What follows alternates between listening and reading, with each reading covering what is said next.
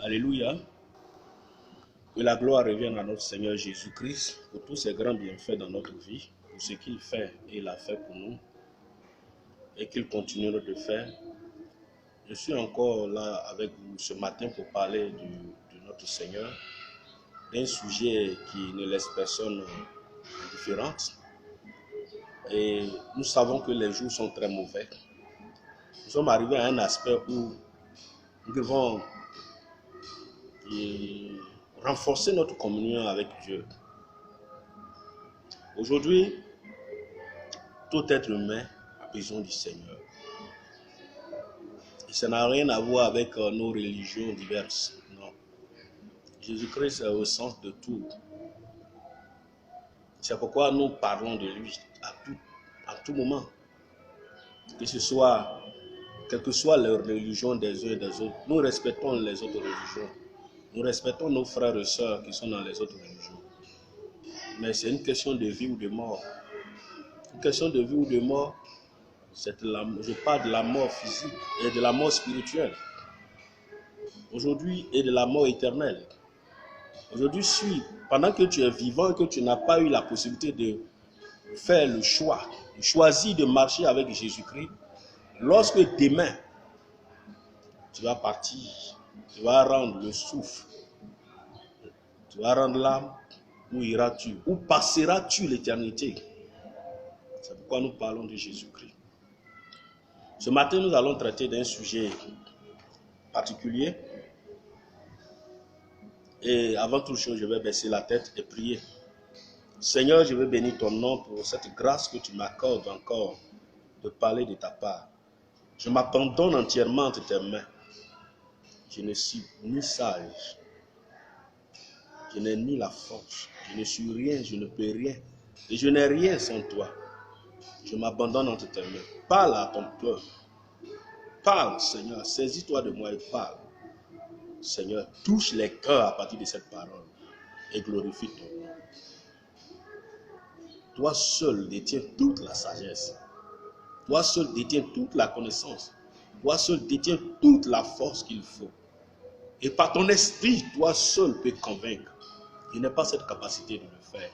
Ce que tu m'as mis à cœur de faire, c'est de parler de toi. Seigneur, je vais le faire. Accompagne-moi et dispose tout pour la seule gloire de ton nom. Merci Seigneur. Au nom de Jésus-Christ, j'ai prié. Amen. Le thème de ce matin, c'est jusqu'à quand clocherez-vous des deux côtés? Jusqu'à quand clocherez-vous des deux côtés? Et nous allons prendre deux passages. Le premier passage, c'est 1 Roi 18, verset 21. Ça, c'est la rencontre d'Élie avec les prophètes, avec le peuple d'Israël, où il était confronté au prophète de Baal. Alors Élie s'approcha de tout le peuple et dit: jusqu'à quand clocherez-vous des deux côtés? Si l'Éternel est Dieu, allez après lui. Si c'est Baal, allez après lui. Le peuple ne lui répondit rien. Élie est un prophète que Dieu a suscité à une période où Israël avait commencé à se prostituer. Ça veut dire que la prostitution spirituelle, c'est d'abandonner Dieu et aller après d'autres dieux étrangers. C'est comme ça que Dieu les appelait, les dieux étrangers. Les autres dieux que Dieu ne connaissait pas, que l'Éternel, le Créateur, ne connaissait pas. Parce que dès la base, avec les ancêtres, il avait tissé une alliance avec eux. Mais à chaque fois, le peuple se détournait de ce Dieu réel, de ce Créateur-là, et allait après d'autres dieux. Dieu appelait ça la prostitution. Et il a suscité Élie pour pouvoir ramener le peuple. Et à partir de cet Élie-là, qui a parlé, le ciel s'est fermé pendant plus de 3 ans et demi. Il ne pleuvait pas en Israël. Il a eu la rencontre avec le peuple, où il était confronté au prophète de Baal. Et il a profité pour parler à ce peuple-là. Il dit: jusqu'à quand clocherez-vous des deux côtés? Si l'Éternel est Dieu, allez après lui. Si c'est Baal aussi, allez après lui. Baal, c'était une divinité que étranger, un dieu étranger, ils avaient commencé à adorer. Ça a suscité la colère du Seigneur, ça a suscité la colère de Dieu. Mais arrivé à un certain moment, Élie était ressorti et Dieu devait opérer son miracle pour montrer qu'il était le véritable Dieu. Il n'a pas besoin d'ailleurs parfois de le faire. Mais à cause de notre incrédulité, il passe par des faits ou par des situations pour nous le montrer. Et c'est ce qu'il va faire par la bouche d'Élie où il va parler. Ici, à partir de cette question-là, ça veut dire que l'homme a le libre arbitre. Il a toujours le choix. Avec le libre arbitre dont il dispose, il a toujours le choix. Il dit jusqu'à quand clocherez-vous des deux côtés? Si l'Éternel est Dieu, allez après lui. Si c'est Baal, allez après lui. C'est-à-dire que vous avez la possibilité d'aller après Baal comme d'aller après Dieu. Ça dépend de vous. Votre libre arbitre est engagé. Mais le choix que vous allez opérer là, c'est ce qui va définir la situation dans laquelle vous allez vivre. C'est ce qui va définir le reste de votre existence. Des moments viendront dans notre vie où nous aurons à faire des choix. Et chaque fois que des choix s'imposent à nous, des situations s'imposent à nous d'opérer des choix, notre libre arbitre est en mouvement. Il est en mouvement. Nous pouvons choisir de suivre Dieu, tout comme nous pouvons choisir le contraire. Ici, c'est ce qui était, c'est devant ce choix-là, c'est ce choix-là que Élie présentait au peuple d'Israël. S'ils sont conscients que l'Éternel est Dieu, qu'ils le suivent. Et s'ils n'en sont pas convaincus et qu'ils trouvent que c'est Baal qui pouvait les aider, qu'ils suivent Baal. Ça a leur risque et péril. Aujourd'hui, le message que le Seigneur me met à cœur, c'est d'interpeller tout un chacun. Vous savez, Jésus-Christ là, il ne va jamais te forcer à le suivre. Le Seigneur ne force personne à le suivre. Mais tu sais très bien que tu as besoin de lui. Tu sais très bien que sans lui, ta vie n'a pas de sens. Tu sais très bien que sans lui, tu ne peux pas. Tu sais très bien que sans lui, tu ne peux pas avancer, ni bouger, ni réaliser quoi que ce soit. Certains me diront, mais il y a des chrétiens qui prospèrent. Il y a des personnes qui ne sont pas chrétiennes, qui n'ont pas Jésus, qui prospèrent. Mais vous pensez que c'est la prospérité financière, matérielle qui fait le bonheur? Non. C'est la paix intérieure. C'est la stabilité morale. L'équilibre psychique. Et beaucoup de personnes aujourd'hui ont tout ce qu'il faut pour leur bien-être sur la terre. Mais ils ne sont pas en paix. Ils ne sont pas en paix. Moi aujourd'hui particulièrement, je vais m'adresser à la maison de Dieu. À ceux qui sont avec le Seigneur. Mais ceux qui vont à l'église.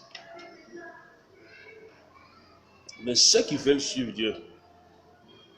Parce qu'il y en a qui vont dans des lieux de culte. Dans des religions qui veulent suivre Dieu. Ils pensent qu'ils suivent Dieu. Mais ils ne sont pas en train de suivre Dieu. Ils ne sont pas en train de suivre Dieu. Il y en a qui le font de façon consciente et d'autres qui le font de façon ignorante. Mais aujourd'hui, ce que tu dois savoir, c'est que tu dois opérer un choix. Si c'est Dieu, par Jésus-Christ qui te convient, suis-le. Dans le cas contraire, tu n'es pas obligé. Mais à tes résolutions répondra le succès. Le choix que tu vas faire là, c'est à partir de cela, tu sauras demain. C'est ce qui va te sauver ou va te perdre.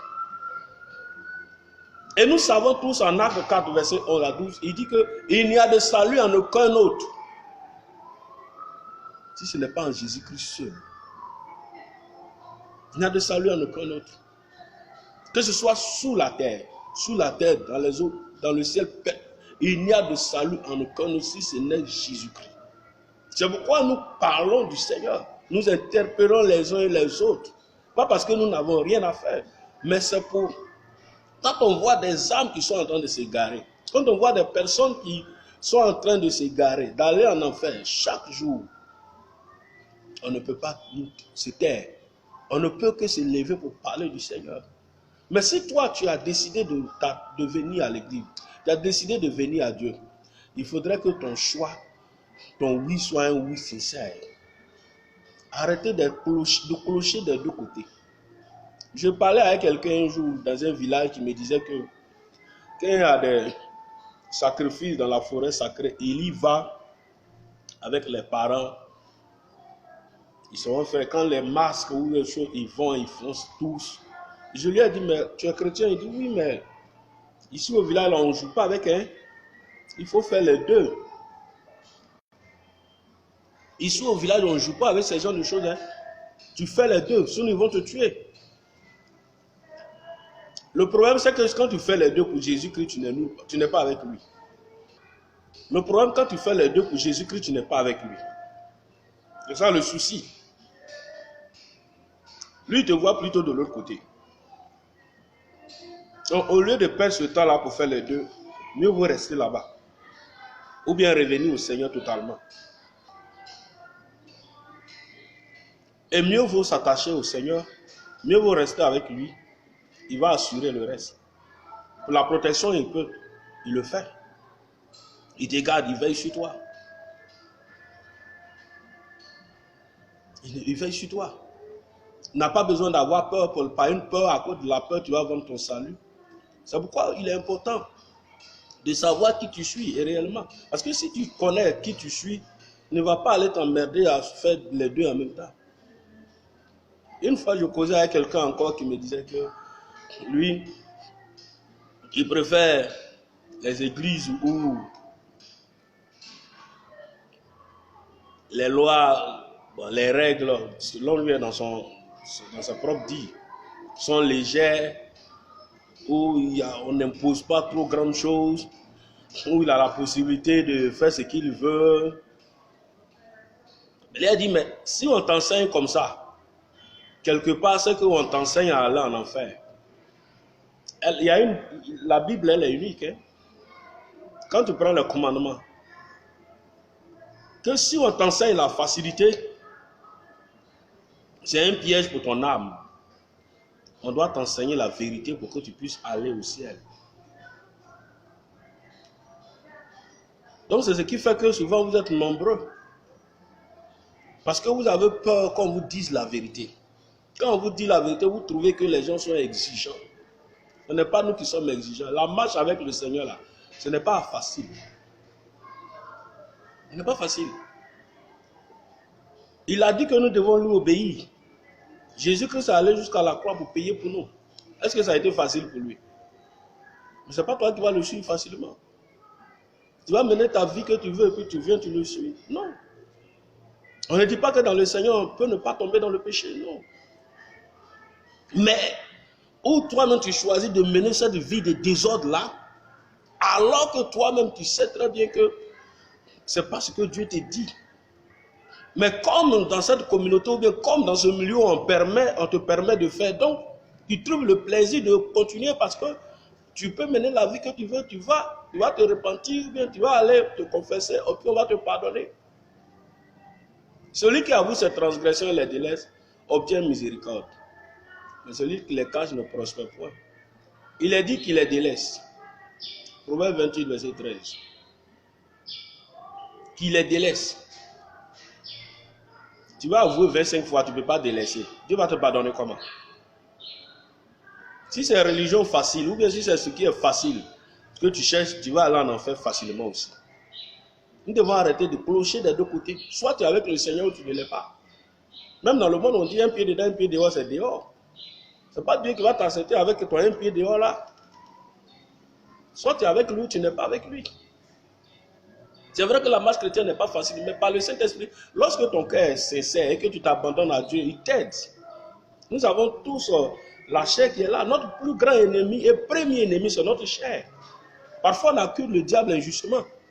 Comme Satan aussi, il aime, non, c'est ça. Sinon, notre premier ennemi, là, c'est notre chair. Notre chair. Les choses de la vie ont corrompu cette chair-là, qui fait qu'aujourd'hui, on ne peut même plus gêner. Qui font qu'aujourd'hui, on ne peut plus chercher la sanctification telle que Dieu nous la recommande. On veut vivre, aujourd'hui, on transforme, on vit un côté païen, un côté chrétien. On a amené même le monde à l'église. Et quand les gens veulent nous recadrer, veulent nous enseigner la parole vraie, veulent nous prêcher la parole vraie, on trouve qu'ils sont exigeants, on trouve qu'ils sont trop durs. Ils ne sont pas trop durs, c'est ce que la parole de Dieu dit. Si quelqu'un dit que tu peux rester dans ton péché et puis aller au ciel, il est en train de te mentir. Il faut te séparer du péché. Prie le Seigneur de te donner la force de quitter le péché avec ta propre volonté. Ta propre volonté, ça veut dire quoi? Ça veut dire que si tu veux quitter, Dieu va te donner cette force-là de quitter. Mais si tu te plais là-dedans, tu vas rester là-dedans. Tu vas rester là-dedans. Un jour, j'ai invité quelqu'un et dit, l'invité à l'église me dit, non, chez toi là, chez vous là, c'est trop dur. Là où on va là, moi, j'ai l'occasion de faire ce que je fais. Vous voyez? Celui avec qui j'ai pris même là, je ne vais pas vous dire. Il dit, celui avec qui j'ai pris même souvent, on se retrouve dans les endroits ensemble, on prend les bières, on prend par-ci, par-là. Donc, là-bas, là, vraiment, on a une certaine liberté. C'est ça, c'est de ça on parle. Vous, là, vous êtes en train de fatiguer les gens. Mais j'étais triste en moi, l'Esprit de Dieu était triste en moi parce que je ne peux pas comprendre. Soit tu es chrétien ou tu ne l'es pas. Mieux vaut rester à la maison. Avec un cœur sincère, reviens au Seigneur, il va t'aider. Et il faudrait que ta voix, le choix que tu as opéré de rester avec lui là, si tu es sincère là, il va te donner cette force là de maintenir. Tu dois travailler pour ton salut dès maintenant. Les jours sont réellement mauvais. La situation est compliquée dans le monde actuellement. Sans Jésus-Christ, c'est comme un peuple sans berger. C'est comme une personne sans guide. Comme une personne sans guide. Tu as besoin de lui. Reviens à lui. Maintenant, si tu es en lui aussi, il faut te concentrer sur ta relation avec Dieu. Avance avec lui. Et Dieu ne tourne pas des regards ailleurs, à gauche ou à droite. Tu regardes à gauche, à droite. Il y a des gens, ils n'ont pas. C'est-à-dire que c'est comme si Jésus-Christ ne leur suffisait pas. Ils goûtent à un peu de tout, malgré qu'ils sont dans le Seigneur. Quand on dit maraboutage, ils sont là-bas. Quand on dit fétichisme, ils sont là-bas. Tout ce que les gens vont faire, ils sont dedans. Il y en a qui vont tisser des pactes pour avoir l'argent. Des sacrifices, des rituels. Aujourd'hui, malheureusement, c'est des cas qui existent. Et ce qui est malheureux, ils prennent le nom du Seigneur. À cause de vous, le nom du Seigneur est blasphémé. C'est que Jésus-Christ vous allez présenter alors que vous savez où vous êtes quitté. Alors que vous savez quelles sont les adorations, les pactes sataniques, les pactes démoniaques que vous êtes allés tisser. Vous savez très bien. Mais vous prenez le nom du Seigneur. Jusqu'à quand vous allez clocher des deux côtés. Jésus-Christ ne force personne. Tu n'es pas obligé. Et aujourd'hui, tu draines, tu conduis plusieurs personnes en enfer. Plusieurs personnes. Parce que parfois, les gens te voient avec des exploits. Ce qui est malheureux, c'est que cette onction-là, même en Jésus, tu as ça. Il a cadeau, sans raccourcir ta vie. Parce que les pactes que tu as tissés là, ce sont des pactes qui raccourcissent ta vie. Tu sais bien. Et là encore, tu vas en enfer. Tu sais bien. À cause de quoi richesse? À cause de quoi la gloire? À cause de maison? À cause de voiture? Avant-hier, je passais quelque part, je partais donner des cours à l'institut pastoral quand j'ai vu un véhicule calciné. Quand j'ai vu le véhicule, c'était de la cendre. Il n'y avait plus rien. C'est pour ces biens terrestres là que tu peux perdre en une fraction de seconde. Tu vas sacrifier ton âme et conduire des milliers de personnes ignorantes aussi en enfer. C'est terrible. C'est terrible. Il n'a pas peur de Dieu. Tu n'es pas obligé. Jusqu'à quand tu vas continuer dans cette voie-là? Est-ce que c'est ce que le Seigneur t'a dit? C'est ce que Dieu t'a dit?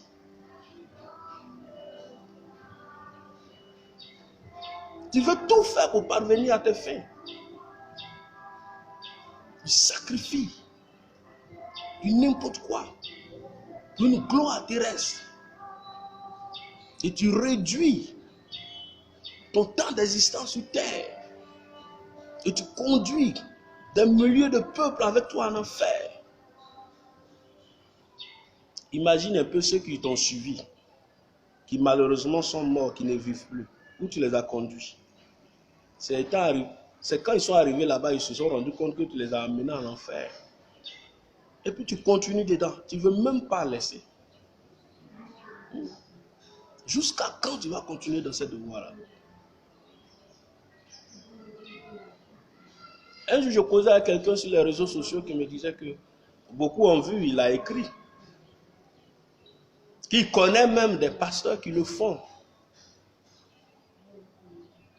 J'ai dit, ça n'engage que. C'est parce qu'effectivement, il a vu d'autres personnes le faire, qu'il témoigne de la sorte.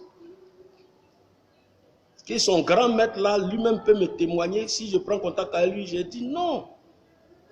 Jésus-Christ m'a déjà assez béni. Il dit, si je suis béni de lui donner 50 000. Il pense que, regardez, il y en a qui font le rapprochement de la bénédiction à les biens financiers. La bénédiction, ce n'est pas seulement le bien matériel ni financier. Non. J'ai le salut en Jésus-Christ. J'ai la paix du cœur, la stabilité. La stabilité. Quand je sors, j'ai la paix. Parce que je sais que j'ai un maître, j'ai un Seigneur. Je ne suis pas un animal sans berger. J'ai un berger. J'ai quelqu'un qui me conduit. Je suis une brebis avec un maître, un berger qui me conduit. Et je ne peux réussir qu'en lui. S'il m'a rendu riche, c'est bon. S'il ne l'a pas fait, c'est bon. Mais l'essentiel de ma vie, ce n'est pas d'avoir tous ces milliers de richesses, de voitures. C'est ce que nous devons comprendre aujourd'hui. Tu peux avoir toutes ces choses. Mais après la mort, la cessation des vies, après que tu aies rendu le souffle à Dieu, où iras-tu passer l'éternité? C'est de ça qu'il est question. Tu y as réfléchi au moins. Jusqu'à quand tu vas clocher des deux côtés? En apparence, quand on te voit, on pense que tu es avec le Seigneur. Alors que toi seul sais les rituels, les sacrifices, tout ce que tu as fait. Alors que toi seul sais dans le mensonge grossier dans lequel tu te trouves. Et c'est un mensonge que tu caches et tu draines des foules en enfer chaque jour. Il faut arrêter ça. Le Seigneur t'interpelle. Les jours sont mauvais. Il a décidé d'agir. Vous voyez un peu ce qui se passe un peu dans le monde. Il y a certaines choses que Dieu ne laisse plus impunies. Parce qu'il a laissé le temps à ces personnes-là pour qu'ils reviennent. Mais le jugement commence même dans la maison de Dieu. Le jugement commence même au milieu de nous. Parce que tous ceux qui se sont éloignés du Seigneur, qui ont utilisé son nom abusivement, qui ont utilisé son nom de façon mensongère, qui ont utilisé son nom alors qu'ils ne le sont pas, parce que lui-même, Jésus, il a dit, je connais ceux qui m'appartiennent. Il connaît ses brebis. Tout cela, il va leur rendre la monnaie de les pièces. Il va leur rendre selon les œuvres. Ceux qui sont dedans, quitte. Quitte. La Bible dit, nous avons tout pleinement en Jésus-Christ. Nous avons tout pleinement en Jésus. Il a tout accompli pour nous en Jean 19, verset 30. Il a tout accompli. Y compris notre salut qui est la base.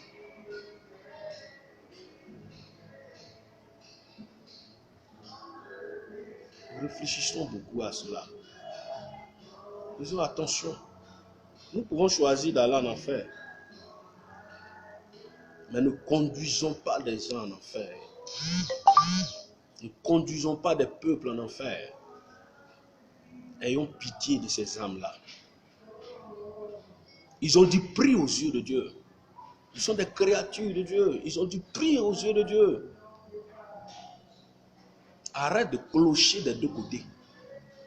De faire croire aux hommes que tu es du Seigneur. Reviens à Dieu. Maintenant, quant à toi qui t'es engagé dans la voie du Seigneur, le Seigneur me dit de te dire encore, il faut arrêter d'avoir les deux pieds. Un pied de l'autre côté, un pied en lui. Cette voie-là, dans le monde là, ça va te perdre. Attache-toi au Seigneur. Tu as fait le bon choix. Tu as choisi la bonne part. En Jésus-Christ, tu as choisi la bonne part. Elle ne te sera jamais arrachée. Les gens peuvent te tuer, mais ce qui est en toi, le Seigneur Jésus-Christ qui est en toi, ils ne pourront jamais te l'arracher. Il faut t'attacher à lui. Ne regarde pas aux choses du monde. Ne regarde pas à la joie éphémère, passagère de ce monde-là. Ne regarde pas à ces choses-là. Pour clocher des deux côtés, pour avoir un pied dedans, un pied dehors. Mais si tu es en Jésus, demeure. On va lire un passage encore. Josué 24, verset 15 à 17.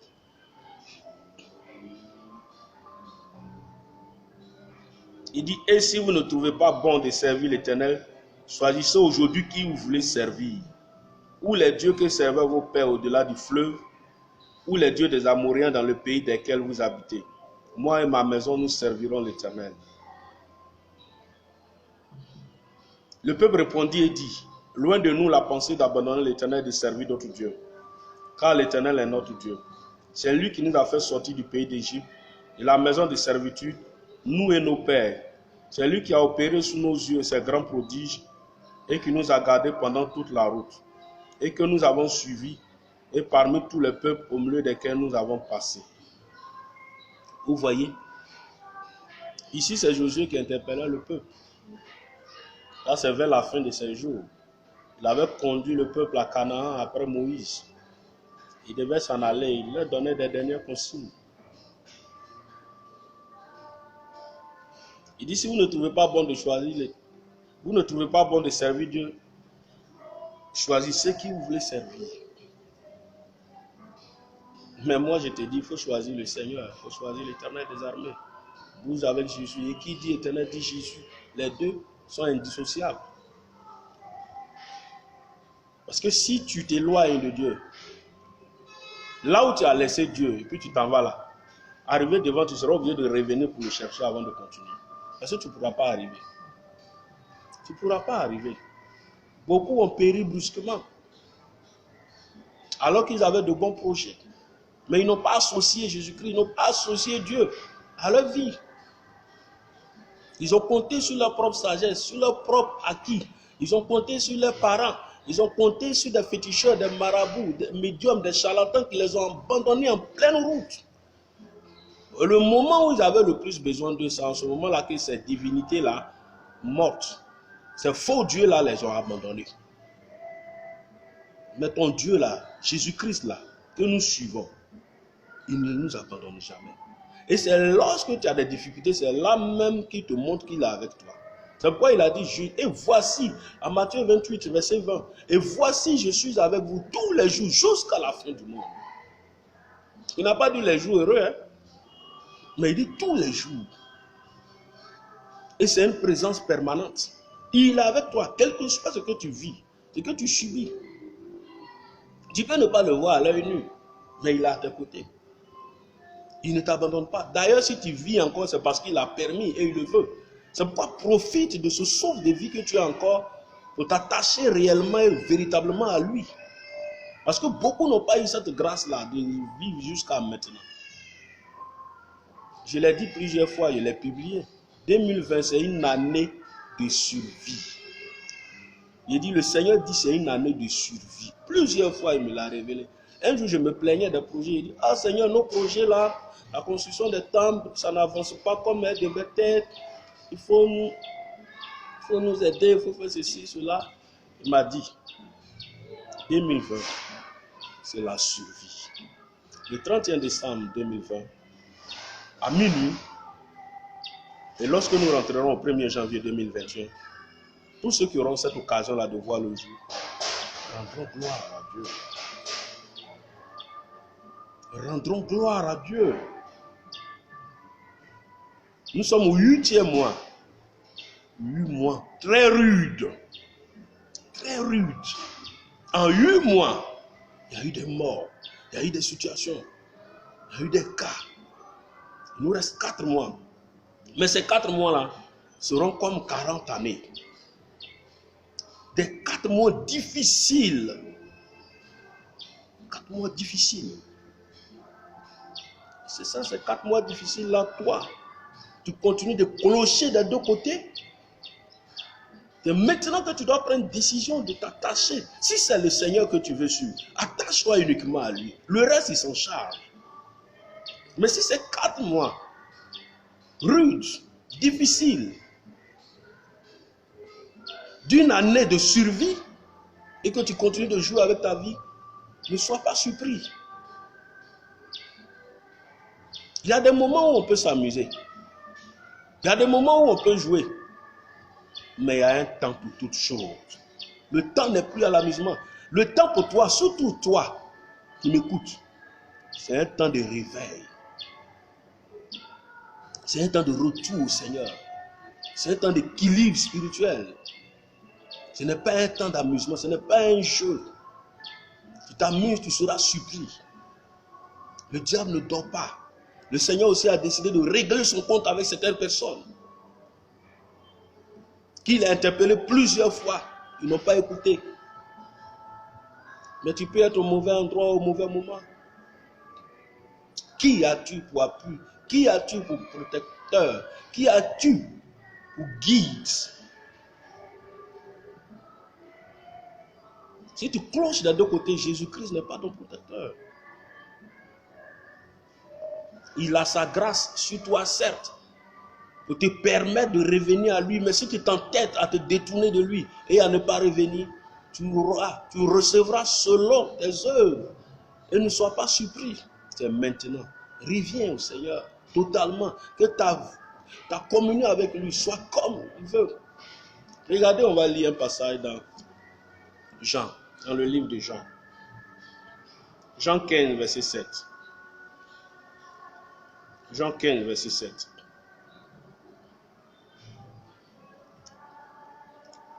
Jean 15, verset 7.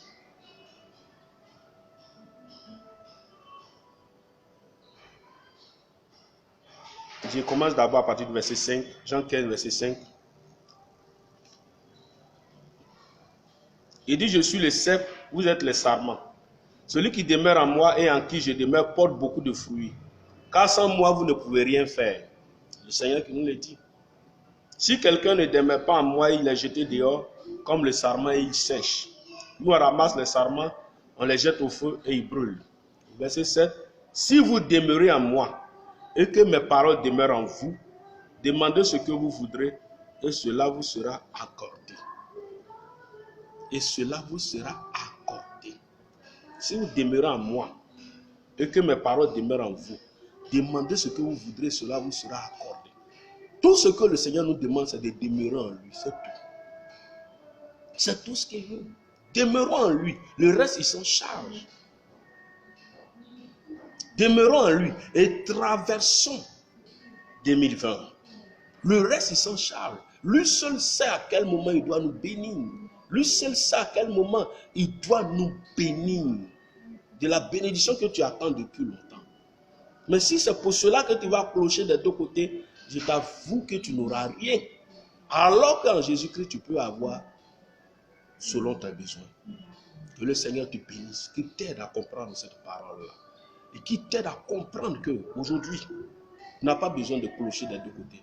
Tu es arrivé à un certain moment où tu dois prendre une décision ferme de t'attacher à lui, de demeurer en lui, nuit et jour, quelles que soient les circonstances, quelles que soient les situations, quels que soient les problèmes que tu rencontres dans ton foyer, quels que soient les problèmes que tu rencontres dans ton travail, quels que soient les problèmes que tu rencontres dans la société, quel que soit le mépris dans ta famille, quel que soit le mépris des humains, quel que soit ce que les hommes disent que tu es, il faut savoir que tu dois t'attacher à Dieu et demeurer en lui. Et tu verras que tu recevras les choses selon lui. Il te bénira en son temps.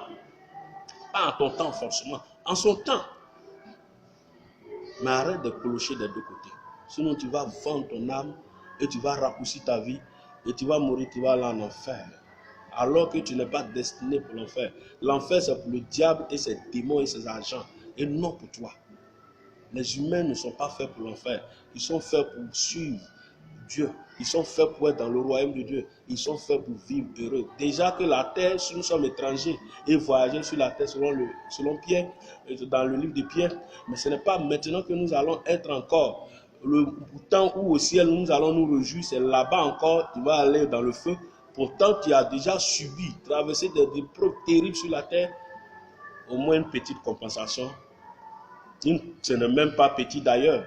La compensation au ciel va te faire oublier toutes les souffrances que tu as endurées. Et c'est pendant que tu es vivant que tu prépares ton ciel. Ce n'est pas quand tu vas mourir. C'est pourquoi aussi ne commets plus cette erreur-là. De penser que lorsque tu vas mourir, on va prier sur ton corps, on va prier sur ton cercueil, on va prier sur ta tombe, on va prier sur ta dépouille et c'est là que tu vas aller au ciel. C'est un faux message. Lorsque tu es mort, lorsque tu as envie, que tu as la possibilité de choisir de sauver ton âme, si tu n'as pas pris cette décision de t'attacher au Seigneur pour ton salut dès maintenant, une fois que tu as rendu ton souffle de vie, une fois que tu as rendu ton âme, une fois que tu es mort, c'est fini. Aucune prière, quel que soit celui qui va faire cette prière, ne peut te sauver. C'est un mensonge grossier de Satan pour perdre les gens. Si c'était ainsi, personne n'allait se fatiguer. Nous tous, chacun allait mener sa vie qu'il veut. Et quand il va mourir, il va laisser assez d'argent. Il va à quelqu'un. Bon, quand je vais mourir, allez voir tel pasteur ou bien tel homme de Dieu. Ils n'ont qu'à prier pour que j'aille au ciel. Ce serait trop facile. On allait s'entretuer, on allait se déchirer, on allait violer les femmes, on allait violer les hommes, on allait faire des bêtises, on allait boire, se droguer, faire tout ce qu'on voulait, la vie de désordre qu'on voulait. Mais ce n'est pas ainsi, c'est pendant que tu es en vie. C'est pendant que tu es en vie. Il est réservé aux hommes de mourir une seule fois. Après quoi vient le jugement? Pendant que tu es en vie, c'est là que tu vas faire ce choix-là. Et lorsque tu vas faire ce choix-là, c'est à partir de ce choix, que tu seras sauvé ou bien tu vas aller en enfer. Ne te laisse plus tromper par qui que ce soit. Ne te laisse plus tromper. Si tu as pris ta décision de marcher après le Seigneur, d'être disciple du Seigneur, marche dans ses pas. Jésus aussi ne veut pas de supporters. Jésus veut des disciples.